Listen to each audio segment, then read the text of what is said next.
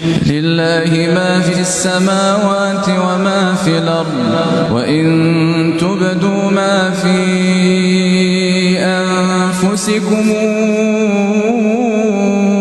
أو تخفوه يحاسبكم به الله فيغفر لمن يشاء ويعذب من يشاء والله على كل شيء قدير. آمن الرسول بما أنزل إليه من ربه والمؤمنون